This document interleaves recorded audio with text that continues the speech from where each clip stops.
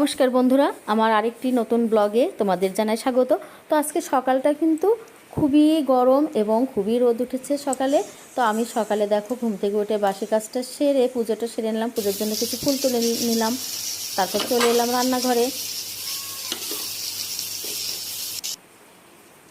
তো আমি ভাতটা নামিয়ে নিয়েছি। আজকে রুই মাছটা রান্না করবো আলু পটল দিয়ে। আলু পটল দিয়ে রুই মাছটা আমার কিন্তু খুবই ভালো লাগে খেতে। আর রান্নাটা শেষ করে তোমার দাদাবাবুর লাঞ্চ বক্সটা সাজিয়ে দিলাম। আর তারপরে আমি একটু বাজারে গিয়েছিলাম, কারণ আমার বাড়ির পাশে একটা বিয়ের ইনভাইট আছে আগামীকাল। তো মায়ের সঙ্গে বাজারে গিয়েছিলাম গিফট কিনতে, সেই সঙ্গে কিছু মিষ্টিও নিয়ে এলাম। মেয়ের রেজাল্টের কিছু মিষ্টি আশেপাশে দেওয়া হয়েছে, আর কিছু বাকি আছে, সেই সঙ্গে কিছু মিষ্টিও নিয়ে এসেছি। আর তারপরে আমি চলে যাব দুপুরে স্নান খাওয়া সেরে মায়ের বাড়িতে। তো আজকে মায়ের বাড়িতে এজন্য এসেছি, আমি এখানে আমার কিছু আশেপাশের মায়ের বাড়ির আশেপাশে কিছু ভাস্তা ভাস্তিকে আমি খেতে বলেছি রাত্রিতে। তো আমার বাড়িটা একটু দূরে, একই এলাকায় 5 মিনিট আসতে লাগে মার বাড়িতে, কিন্তু ওরা বাচ্চারা যেহেতু রাত হয়ে যেতে পারে, আর আমার বাড়ির রাস্তাটা ভালো না, যেহেতু বৃষ্টি এখন লেগেই আছে, তাই ওদেরকে আমি মায়ের বাড়িতে খেতে বলেছি, তাহলে ওদের সুবিধা হবে। সে কথা ভেবে আমি রান্নার ব্যবস্থাটা এখানেই করেছি।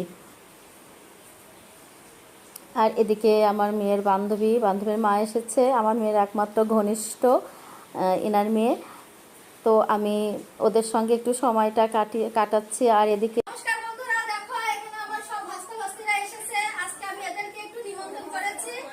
আর এই যে আমার ছোট বাবা আমার সঙ্গেই আছে। তো তোমরা দেখতে থাকো আমরা কি কি করি আজকের এই ভিডিওতে।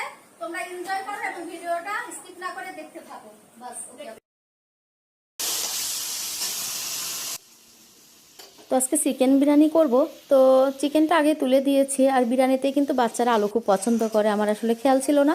তো পরে আমি আলু ছোট করে কেটে একটু হালকা ভাপ দিয়ে নিচ্ছি, যে একটু ভেজে আমি এই চিকেনে অ্যাড করে দেব। আর এদিকে আমাদের দেখো ডিম ভুনাটা রেডি হয়ে গেছে, আর লেবু কেটে নিয়েছি। আর এদিকে পোলার চাউলটা ধুয়ে রেডি করে রেখেছি, বিরিয়ানির চাউলটা। আর এদিকে গরম জলটা তুলে দিলাম। রান্নাটা আমার ভাই করেছে, আমি সামান্য মাত্র একটু হেল্প করলাম। এই চিকেনটা রেডি হয়ে গেছে। এদিকে বিরিয়ানিটা আমাদের দেখো হওয়ার মধ্যেই। তারপরে সবাইকে খেতে দিয়ে দিচ্ছি, এক একজন এক এক জায়গায় খাচ্ছে।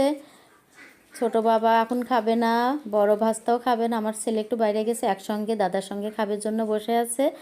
আর এদিকে ওদের খাওয়ার ফাঁকে আমাদের আর এক ভাস্তা পাশের ঘরে বসেছে, ও এদের সঙ্গে বসবে না। তো বাচ্চারা এমনই, মানে এক একজনের এক এক রকম মত। তো এই ছিল আমার আজকের ভিডিও, তোমাদের কেমন লেগেছে অবশ্যই জানাও। আর